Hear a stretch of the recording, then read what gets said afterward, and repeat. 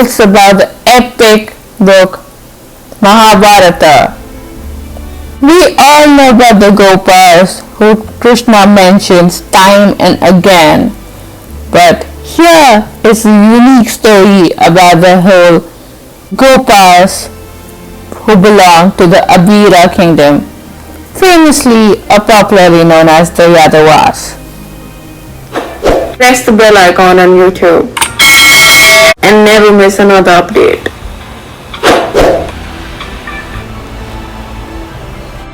Abhiras are mentioned as warriors in support of Duryodhana in the Mahabharata War. The Gopas whom Krishna had offered to Duryodhana to fight in his support, where he himself joined Arjuna's side, were no other than the Yadavas themselves, who were also the Abhiras. Their king Chitra was killed by Prativindya, the son of Yudhishthira and Draupadi. The Abhiras also have been described as the Vrata Kshatriyas. Abhir, Gopa, Gopal and Yadavas are all synonyms. So where, when and how did the Abhiras dynasty start off, and why did it all end? Yadavas are the descendants of royal-born Vedic Kshatriya clan of Yadu, eldest son of Emperor Yayati. Yadu was banished from ruling by his father because he refused to fulfill Yayati's wishes and became a rebel. Yadu and his descendants started ruling in places that are assumed to be referred to in the scriptures, such as Jambudvipa, and amalgamated in Bhagavad Gita and the Mahabharata. The Abhira kingdom got its name from the Sanskrit word Abhira, meaning fearless. But these people used to speak Abhiri till the Buddhist period. Presently, Ahirs live in Haryana and call themselves Yadavas or Yaduvanshis, tracing their lineage to Lord Krishna. It is likely that the name Haryana itself is derived from the word Ahir. Did you know they were so influential in the Mahabharata War that the Yadavas, who dominated the plains between the Sutlej and Jamuna, where the epic battle of Mahabharata was fought at Kurukshetra, northwest of Karnal. But the Abhira dynasty's reign ended with the end of the Mahabharata War, which we will discuss at the end of the whole story. However, this was a temporary setback. They emerged again more powerful with the greater kingdoms in southern India, including such famous names as the Mauryas, Shalivahanas, Chalukyas, Rashtrakutas, the Yadav of Devagiri, Hoysalas, Halebiris of Karnataka. Then there were Palas of Bengal, the Chedi Yadavs, Chhattisgarh, and Bhatis of Jaisalmer. They reigned all over India. How about the languages? Ahiryati, dialect spoken in Gurgaon, Mahendragarh, Rohtak districts of Haryana, is akin to Mewati, spoken in parts of Rajasthan, Malvi. The dialect is also spoken in the Malwa region of Madhya Pradesh, which is also known as Ahiri. The dialect of the people of Khandesh in Maharashtra is called Ahirni.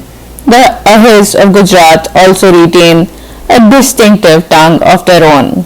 Did you know there are ballads singing Ahir's bravery? It is also noteworthy that Shivaji the Great's mother was of Yadav descent. During the mutiny, Rao Tularam was an Ahir. There are Ahirs also enlisted in the Indian army in large numbers since the earliest times.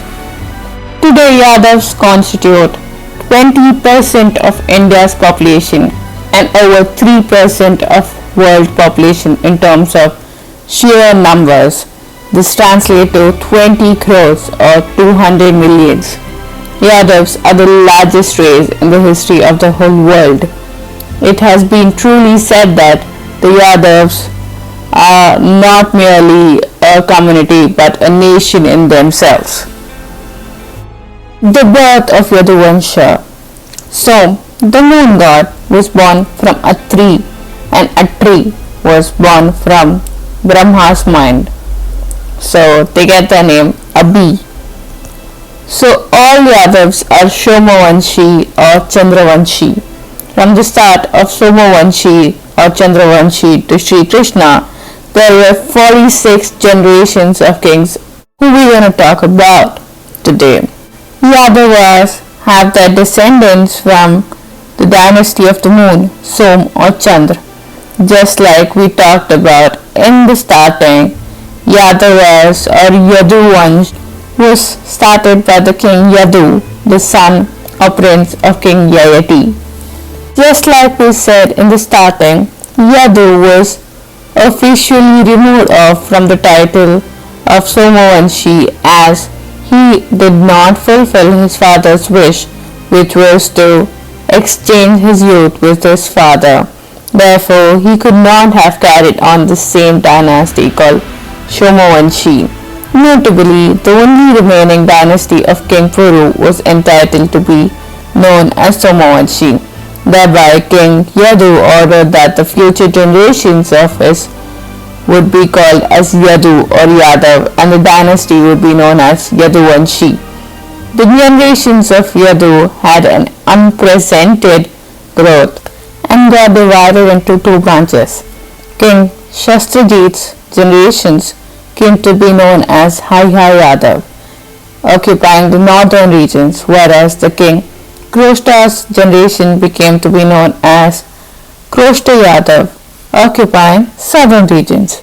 King Haihaya was Satyajit's son and Sahasrabahu's grandson. King Sahasrabahu instituted a new state and a new dynasty and offered the same by his own will and against his birthright to be taken care by his younger brother Kroshta. Thereby, Kroshta officially became the heir of King Yadu. King Kroshta was the first Yaduvanshi ruler. After him came King Vrishni of Rajapati, King Swahi King Ushnak, King Chitravat, King Sahasrabahu. He was a very good leader. He gained the Kroshta Yadavs and won the states from King Puru's dynasty, in addition to some parts of land from his brother Dhruvu's estates. He was from the same timeline as King Mandata, the great grandfather of King Dashrath and Ram. Sahasrabahu's daughter Bindumati was married to Mandata. However, they were great enemies. King Mandata won the Kanya Kubj from Anu's dynasty along with parts of land from Pauravas and Druvas. The king Druvas, Gandhari, fled to what is now known as Afghanistan and took shelter there. Later on, the same place was known as Gandhari. Sahasrabahu, in an endless mode to acquire more land, created several problems in the states of Pauravas, Anuvs and Druvas, resulting in highly unstable states. Therefore, all the lands from the generations of King Yayati and his second wife, Queen Saramista, Puru, Anu and Dhruvu were acquired by King Sahasrabahu and King Mandata. Due to the rise of Kroshta Yadav, King Sahasrabahu, Haihaya Yadavs had a wrong impact on society as well. Under the leadership of King Arjun Kirtivirya Sahasrabahu, the Haihaya Yadavs forced the Bhargav Brahmins of Narmada river to leave Kanya Kubj and attain shelter in Ayodhya. Haihaya Yadav king named Arjuna, not Pandavarjuna, had 1,000 arms. He had propitiated Lord Dattatreya and has secured from his boons which made him invincible. But Arjuna misused his powers and became a merciless tyrant. To end his tyrant and all such evil Kshatriyas, Lord Krishna came to earth as Parshurama, the youngest son of sage Jamadagni and his wife Renuka. He had 4 brothers. Parshurama was very powerful and was unparalleled in austerity as well as in strength. After this, after 10 generations or more, came the king Satwata. King Satwata captured Ayodhya when Rama was not there. The Yadavs mainly had 4 states, of which Andhak and Vrishni were most significant. King Andhak's state was in Mathura and had 2 sons, Prince Kukur and Bajman. The generations of Kukur were consisting of a hook, whose sons were Devak and Ugrasen. Devak's daughter Devaki was married to King Vasudev and gave us Lord Sri Krishna. Ugrasen, on the other hand, king of Mathura, had a son named Kansa, who by force dethroned his father from his kingdom and became the new king. Furthermore, Kansa locked his father Ugrasen, cousin sister Devaki and Vasudev in jail. The king of Magad state, Jarasandha, was Kansa's father-in-law. Sri Krishna killed Kansa and returned the kingdom back to Ugrasen. Later on, Jarasandha was killed by Bhim. King Satwata had a son called King Vrishni, after which came King Devmud, after which came King Sursen. He was the father of Prince Vasudev and Princess Pratha. Pratha was an adopted daughter of King Kunti, and in time to come she was known as the famous Kunti. Kunti was married to King Pandu. Vasudev had 2 queens, Queen Rohini, mother of Sri Balaram, and Queen Devaki, mother of Sri Krishna. The Supreme Lord himself, Lord Krishna, appeared in the world on 19th July 3028 BC.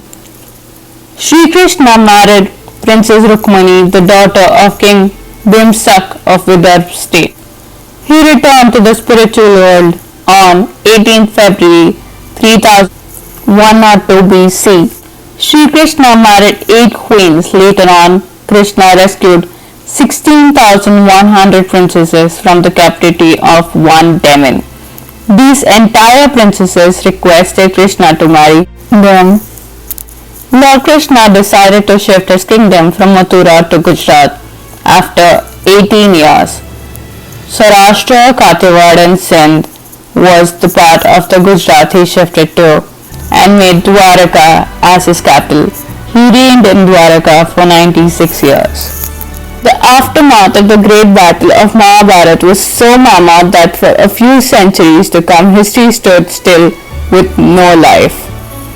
After the end of the Mahabharata War, the infuriated Gandhari, queen of Hastinapur, remarked to Sri Krishna that if he wanted the war could have been prevented even after the failure of the peace talks. According to her, Sri Krishna, that he was very well aware of the result of the war and in spite of this he increased the war. Hence, she gave him a curse that his Yadavas would suffer and perish in the next 36 years. If you haven't pressed the bell icon, press it now, and we would love to know your feedback in the comment section below. Till then, love.